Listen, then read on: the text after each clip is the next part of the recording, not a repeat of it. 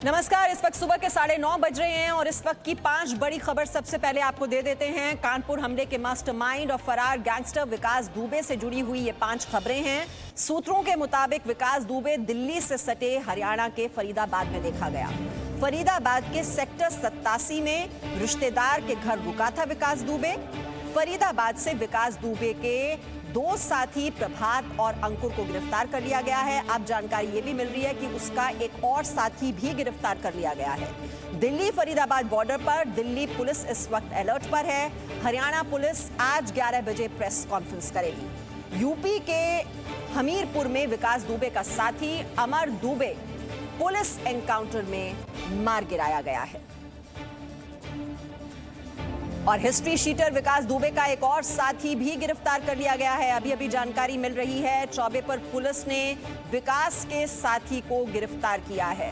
25,000 का इनामी बदमाश शामू वाजपेयी गिरफ्तार कर लिया गया है। तो लगातार विकास दुबे के लिए तलाशी अभियान पुलिस की ओर से चलाया जा रहा है और उसके जो साथी हैं उनकी धीरे धीरे अब ये गिरफ्तारी की जा रही है। 25,000 का इनामी बदमाश शामू वाजपेयी गिरफ्तार कर लिया गया है। तो हिस्ट्री शीटर विकास दुबे का एक और साथी जिसकी गिरफ्तारी हुई है। तो धीरे धीरे विकास दुबे तक पहुंचने की पुलिस लगातार कोशिश कर रही है। हालांकि 5 दिन बीत चुके हैं, लेकिन अब धीरे धीरे उसके साथियों की धरपकड़ शुरू हो चुकी है। जो वांछित अपराधी लिस्ट जारी की गई यूपी पुलिस की ओर से, उसमें आपको बता दें विकास दुबे का बहुत ही अहम साथी, उसका दाहिना हाथ अमर दुबे, उसको एनकाउंटर में मार गिराया गया है। उसे ढेर करने में पुलिस बल को कामयाबी मिली है और हिस्ट्री शीटर विकास दुबे का एक और साथी चौबेपुर पुलिस ने गिरफ्तार कर लिया है, शामू वाजपेयी, 25,000 का इनामी बदमाश,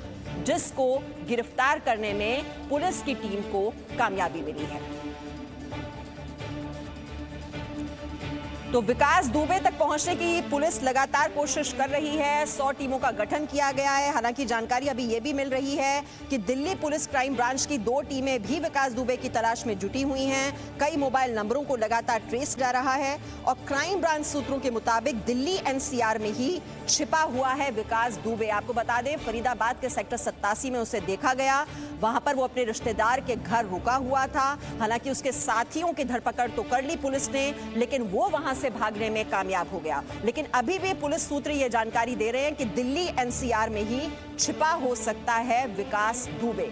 तो पहले साथियों की गिरफ्तारी हो रही है, उस तक पहुंचने की लगातार ये कोशिश की जा रही है। एनकाउंटर में मार गिराया गया है उसका दाहिना हाथ अमर दुबे।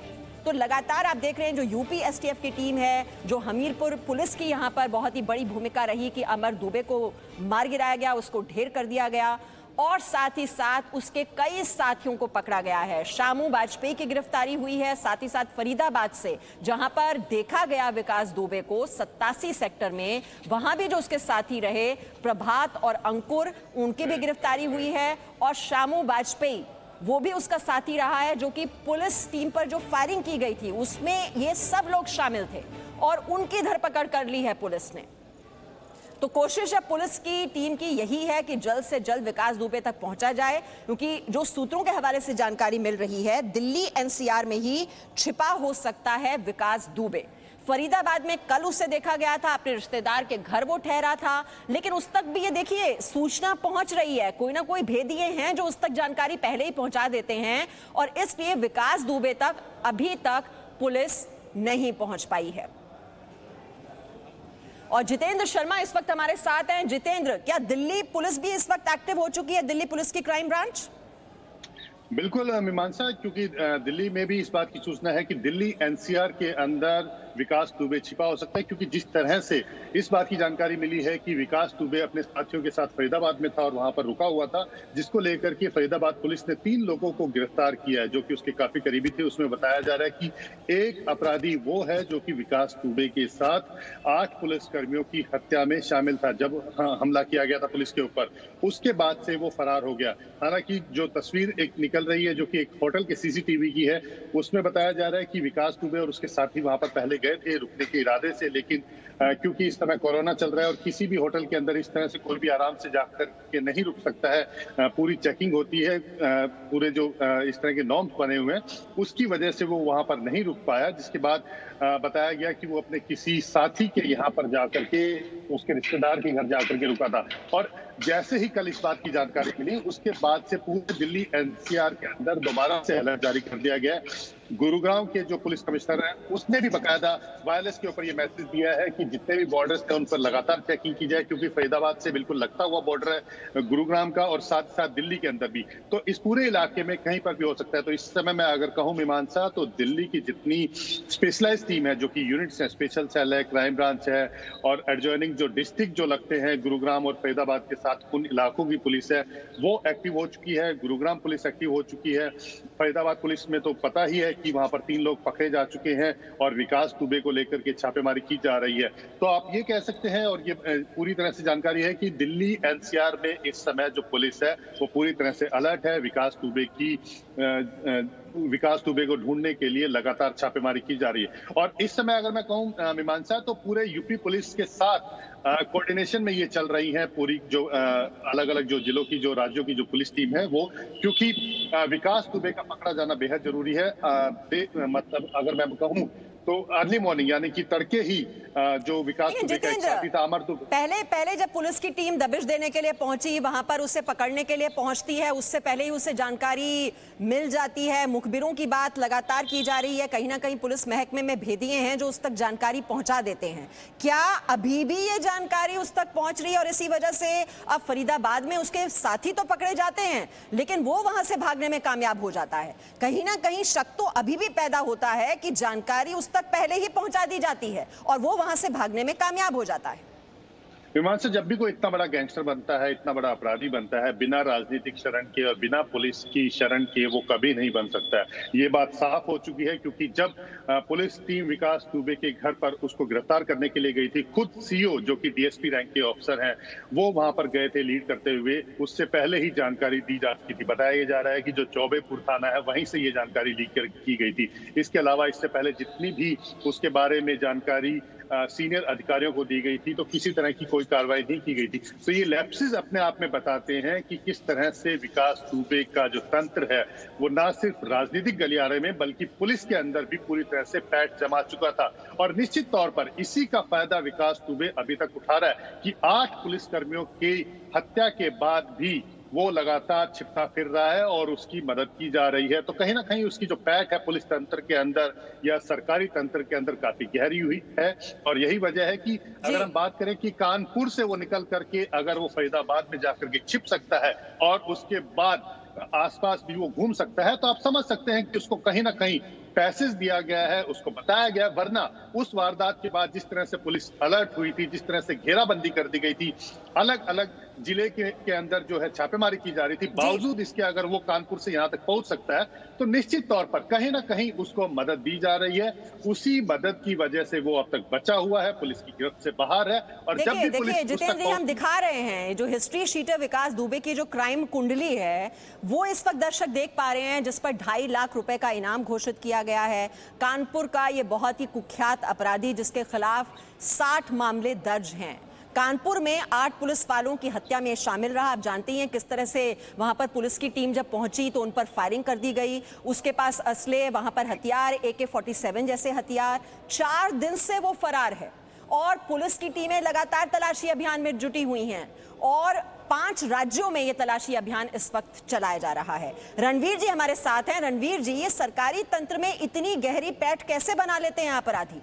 ये इतने राज्यों की पुलिस इस वक्त हम देख रहे हैं सक्रिय है। दिल्ली पुलिस काम कर रही है, फरीदाबाद पुलिस काम कर रही है, हमीरपुर में एनकाउंटर किया जाता है। 100 टीमों का गठन छोटी मोटी बात नहीं होती है और फिर भी 4 दिन से चकमा देने में कामयाब हो जाता है एक अपराधी। ये कैसे संभव है?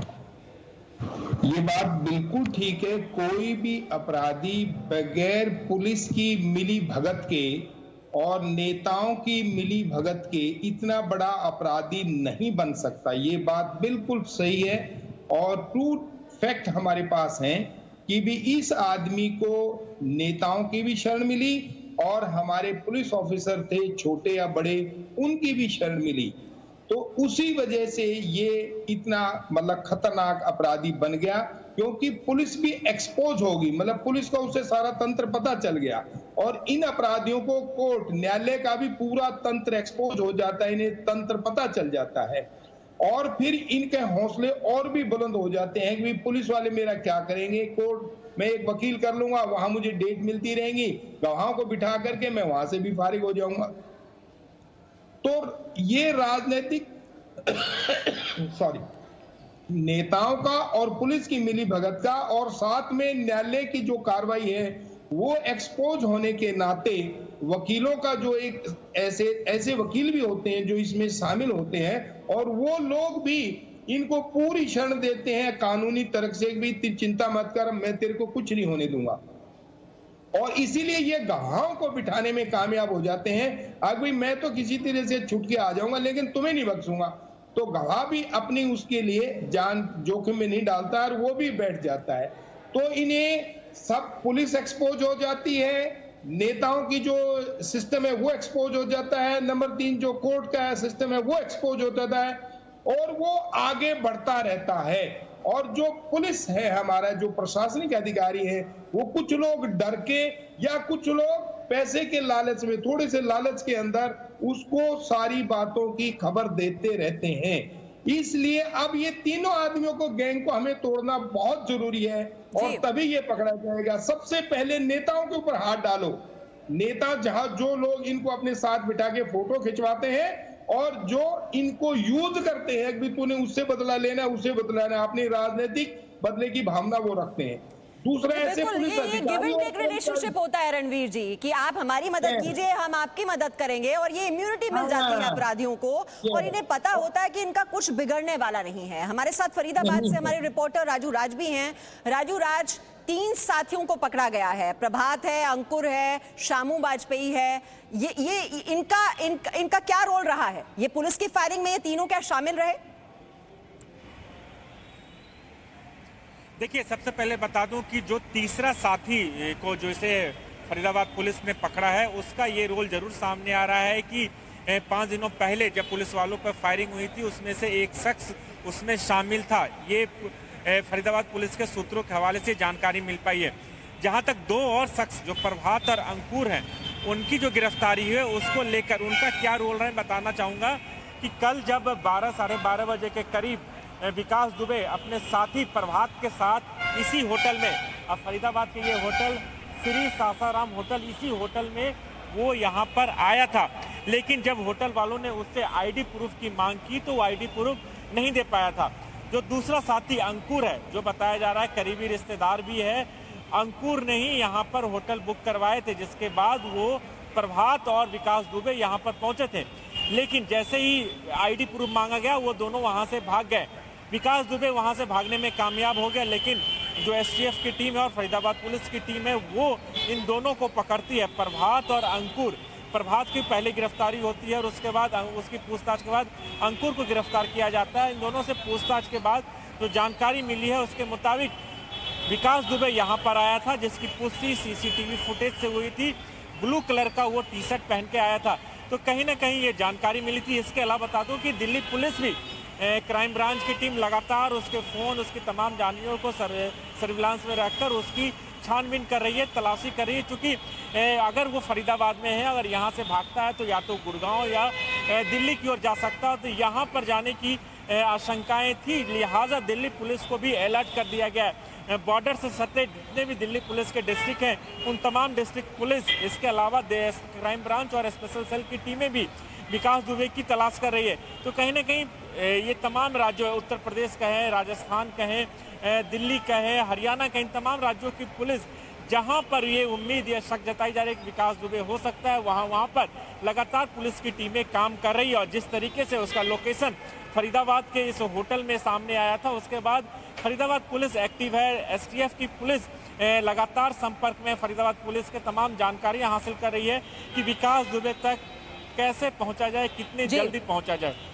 जी बिल्कुल, ये तलाशी अभियान और ये जो धरपकड़ जो हम अब देख रहे हैं, ये दरअसल ये पहले होनी चाहिए थी। अब ये देखिए, ये 5 राज्यों में इस वक्त जो पुलिस है वो एक्टिव हो चुकी है, चाहे वो उत्तर प्रदेश हो, हरियाणा की पुलिस को आप देख रहे हैं, फरीदाबाद में वो देखा गया था। उसके बाद अब भी ये जानकारी मिल रही है कि दिल्ली एनसीआर में वो छिपा हो सकता है, इसलिए जो दिल्ली पुलिस की क्राइम ब्रांच है वो भी अब एक्टिव हो चुकी है। और जो मध्य प्रदेश के जंगल हैं, कहीं उसके साथी वहां भी ना भाग गए हों, क्योंकि देखिए युवाओं की बहुत बड़ी फौज उसने तैयार की हुई है और उसके पास हथियार भी हैं। और 5 दिन हो चुके हैं, 5 दिन से फरार है हिस्ट्री शीटर विकास दुबे और 5 राज्यों की जो पुलिस है वो इस तलाशी अभियान में इस वक्त जुटी हुई है। रणवीर शर्मा जी, ये जो तलाशी अभियान और ये जो धरपकड़ का ये जो पूरा ये कार्यक्रम हम इस वक्त देख रहे हैं, ये तो पहले होना चाहिए था। ये 8 पुलिसकर्मियों की शहादत क्यों जरूरी थी सिस्टम को जगाने के लिए? ये बिल्कुल सही कह रहे हैं आप कि मैंने बताया कि 2006 में जब इसने थाने में जाके गोली मारी और हमारे 21 पुलिस वाले वहां हॉस्टाइल डिक्लेयर हो गए, उस वक्त 2006 से लेके 2020 14 साल थोड़े नहीं होते हैं, 14 साल तक पुलिस और प्रशासन और नेता या जितने मुख्यमंत्री आए, होम मिनिस्टर आए, साथ में डीजी आए, आईजी आए, वो क्या करते रहे 14 साल?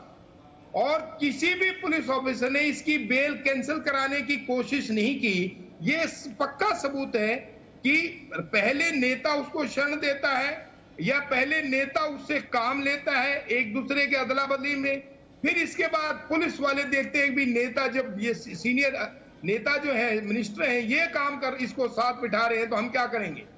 अगर वो पुलिस अफसर उस वक्त वो कार्रवाई करता और नेताओं को ये इजाजत नहीं मिलती तो निश्चित रूप से ये इतना बड़ा अपराध नहीं होता। तो 14 साल तक इसने अपना पूरा सिक्का जमाया, पुलिस प्रशासन के अंदर भी और नेताओं के अंदर भी। और जब जिसके पास पैसा हो जाता है, जिसके पास धन बल हो जाता है और जिसके पास बाहुबल हो जाता है, वो फिर राजनीतिक तौर से भी आगे बढ़ने की कोशिश करता है। और इसी अंदाज में था वो। और रॉबिन हुड भी इसलिए बना कि दूसरों का पैसा छीन के अपने गरीब लोगों को पैसा देता, वो लोग इसकी मदद करते। ये सारे 14 साल का एक बहुत बड़ा इतिहास है और इस इतिहास में जिन जिन लोगों ने साथ दिया है उनकी अकाउंटेबिलिटी अगर आप फिक्स नहीं हुई, जी बिल्कुल, तो पुलिस महकमे का भी साथ मिलता रहा, नेताओं का भी साथ मिलता रहा। और जितेंद्र, जानकारी ये मिल रही है कि कुछ नेताओं के घर पर भी छापेमारी हो सकती है। यूपी के कुछ नेताओं पर एसटीएफ की कड़ी नजर है, जो उसके करीबी नेता रहे हैं वो यूपी एसटीएफ के रेडार पर हैं। बिल्कुल मीमांसा, क्योंकि जिस तरह से मैंने आपको पहले बताया था कि विकास दुबे को राजनीतिक और पुलिस की जो एक तरह से कहा जाए संरक्षण जो मिला हुआ था, उसी को लेकर के अब पुलिस सख्त हो चुकी है। क्योंकि कोई भी पुलिस फोर्स या किसी भी राज्य की अगर हम बात करें, जिस राज्य के 8 पुलिसकर्मी या जिस पुलिस फोर्स की 8 जो लोग हैं वो मारे जाए और वो भी इस तरह के हमले के अंदर, वो कभी चुप नहीं बैठ सकती। और इसलिए पूरी जो कमर तोड़ने की जो शुरुआत है वो अब यूपी में हो चुकी है। जो लोग विकास दुबे के साथ शामिल थे उन सभी लोगों की निशानदेही की जा रही है, उन सभी लोगों पर छापेमारी की जा रही है। जो लोग राजनीतिक शरण विकास दुबे को बिल्कुल, विकास दुबे के जितने भी करीबी नेता रहे हैं जितेंद्र, अब उनके घर ये छापेमारी हो सकती है। एसटीएफ की कड़ी नजर है इन पर। विशाल पांडे ज्यादा जानकारी के साथ इस वक्त हमारे साथ जुड़ चुके हैं। विशाल, ये जितने भी नेता संरक्षण देते रहे विकास दुबे को, वो अब यूपी एसटीएफ के रेडार पर आ चुके हैं, छापेमारी भी हो सकती है। ऐसे कितने नेता बताए जा रहे हैं? देखिए मीमांसा, अगर आप ऐसे नेताओं की गिनती शुरू करेंगे तो शायद ये गिनती कम पड़ जाए, क्योंकि कानपुर और उसके आसपास के इलाकों में मुझे नहीं लगता है कि ऐसा कोई भी राजनीतिक दल होगा जिसके नेताओं से विकास दुबे का परिचय न हो। और अगर मैं आपको क्योंकि एसटीएफ अभी तक अन्य राज्यों में भी तलाश कर रही है, यूपी में भी तलाश कर रही है, लेकिन जो सूचनाएं मिल रही है उसमें ये भी एक चीज सामने आ रही है कि हो सकता है ये किसी बड़े रसूखदार नेता के घर में भी छिपा हो, क्योंकि कई बार इस तरह की निगाहें नहीं जा पाती। क्योंकि जब इसका 2001 का जो दर्जा प्राप्त राज्य मंत्री तत्कालीन संतोष शुक्ला की हत्या का पूरा मामला एसटीएफ ने देखा और पुलिस ने देखा, तो ये सामने आया था कि ये कानपुर के ही कुछ बड़े नेताओं के घर में उस वक्त छिपा हुआ था और 6 महीने बाद इसने सरेंडर किया था। और इसीलिए हम बार बार ये कह रहे हैं कि विकास दुबे एक इस तरह का माफिया है, इस तरह का अपराधी है जो कि उत्तर प्रदेश की सियासत में अपनी गहरी पैठ रखता है। इसीलिए उत्तर प्रदेश की एसटीएफ, उत्तर प्रदेश की पुलिस इस वक्त